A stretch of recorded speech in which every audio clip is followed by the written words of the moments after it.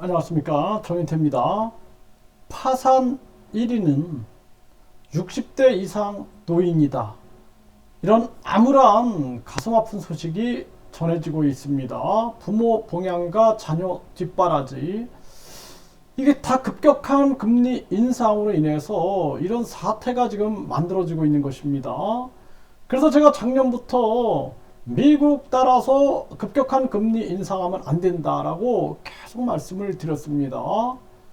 일본은 마이너스 금리를 유지하고 중국도 금리를 내리고 금리를 동결하는데 한국만 미국한테 충성하느라 계속 금리를 올렸어요. 그래서 전 정부는 시진핑 중국 만세 이러고 있고 중국몽 외치고 있고, 이번 정부는 바이든 만세 미국 만세하고 있습니다. 이런 사이에 국민들은 이렇게 무너져 가고 있는 것입니다. 심각한 문제가 아닐 수가 없어요. 자녀 뒷바라지에 부모 봉양까지 파산자 10명 중 4명은 노인이다라는 거예요. 한국경제에서 전하고 있습니다. 노인 파산 비중이 역대 최대다라는 거예요. 5년 만에 41%가 늘어났고, 정말 가슴 아픕니다. 취직 못한 자녀 뒷바라지에 구순 부모 봉양까지 떠맡아서 대출 등 채무 돌려막기 한계에 부딪혔다는 것입니다. 네, 그래서 60대 남성 A씨는 어머니의 병원비를 감당하지 못한 6천만 원의 빚을 졌다라는 거예요. 이후 일하던 회사가 코로나19로 경영난에 빠져 월급이 크게 줄자 채무 상환에 문제가 생겼다라는 것입니다. 설상가상으로 뇌졸중까지 닥치고 일을 할 수 없게 된 A씨는 결국 파산을 신청했다라는 것입니다. 소득 절벽에 맞닥뜨려지고, 그리고 각종 병원비, 자녀 뒷바라지 등의 목돈 지출에 노출되는 고령층이 늘고 있다는 것입니다.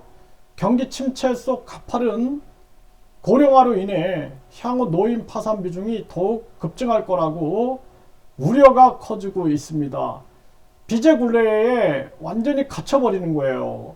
이게 참 심각한 문제가 아닐 수가 없어요. 5년 전만 해도 노인 파산 접수는 4,050건이었다라는 거예요. 그래서 이때만 해도 보면은 60대 이상 파산 접수 건수가 2018년도에는 1만 2,203건이었다라는 것입니다. 그리고 50대에 이어서 세 번째였다라는 거예요. 근데 2019년도에는 노인 파산 접수 건수가 1만 2,606건을 기록하면서 40대를 제치고 2위를 기록하고, 2021년에는 결국에는 50대 파산자마저 제치고 비중 1위로 올라섰다라는 것입니다. 가장 많이 파산하는 세대가 됐다라는 것입니다. 정말 이거는 가슴 아픈 일이 아닐 수가 없어요. 그래서 빈곤과 질병, 고질화된 누적 부채, 은퇴로 소득이 쪼그라들지만 부모와 자신의 병원비, 자녀의 취업준비 뒷바라지, 결혼비용 등 목돈이 필요한 상황까지 겹치고 개인회생 파산 사건, 이런 것들이 늘고 있다는 것입니다. 그런데 그전에는 금리가 그나마 저금리 기조가 있어서 버텼는데, 고금리와 부동산 가격 급락으로 연초부터는 파산하겠다고 찾아오는 어르신이 많아서 문제가 심각해질 수 있다, 이렇게 얘기를 하고 있는 것입니다. 네, 그래서 노인 파산 비율이 계속 높아지고 있는 이러한 정황으로 가고 있다는 것입니다. 이 심각한 문제가 아닐 수가 없습니다.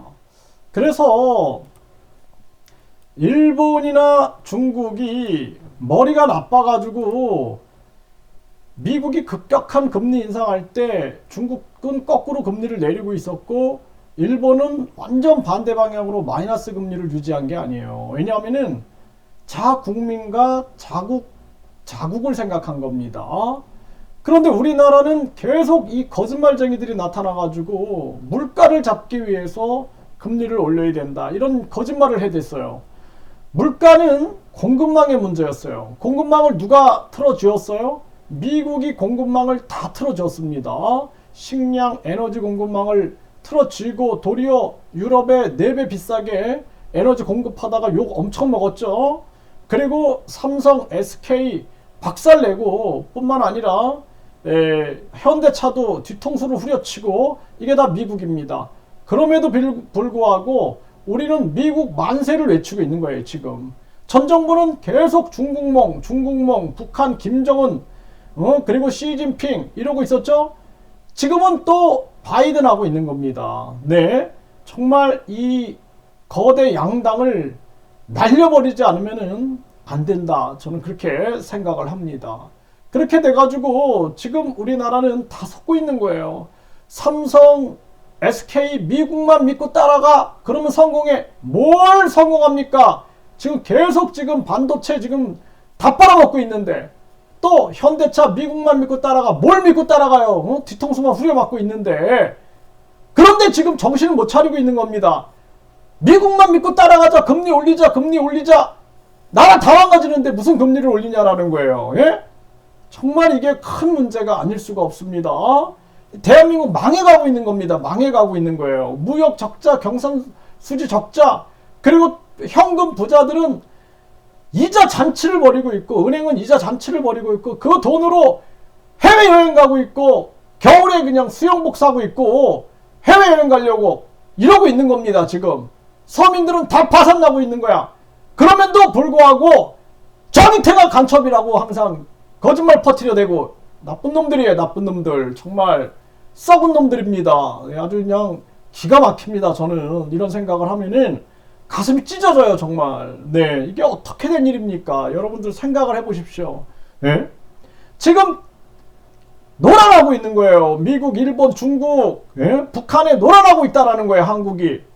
윤석열 정부가 이렇게 무능하면은 내려와야 된다라는 겁니다. 또 이재명 당대표 그만두고 지금 본인의 사법 리스크 문제를 해결해야지. 지금 나라 경제 무너지고 국민들 다 죽어나가고 있는데 권력 다툼만 하고 있어요. 권력 다툼만. 이재명, 윤석열 두 사람 내려오세요. 정말 이게 심각한 문제가 아닐 수가 없습니다. 우리 국민들이 빨리 깨달아야 돼요. 국민들이 깨닫고 정신 차려야 됩니다. 국민들이 정신 못 차리니까 계속 속고 있는 거예요. 속고 있는 거. 물가 잡는다, 금리 올리고, 미국이 달러 패권 쥐어가지고 세계 경제 지배하려고 하고 있고, 4차 산업혁명 지배하려고 자기들이 반도체, 전기차, 그리고 배터리 다 자기들이 장악하려고 하고 있는 건데, 그거 내가 계속 얘기하잖아요. 그렇게 지금 하고 있다고.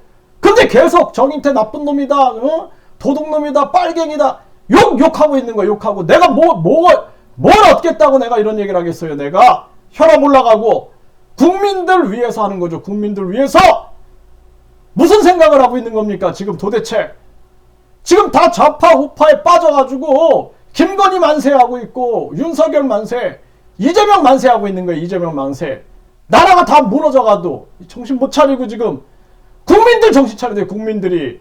그래서 우리 국민들이 계속 문재인 만세하다가 문재인 실망했어, 윤석열 만세하다가 또 실망하니까 이젠 또 이재명 만세하고 있고, 또 실망하면 한동훈 만세하고, 국민들은 다 죽어나가는데 정신 못 차리고.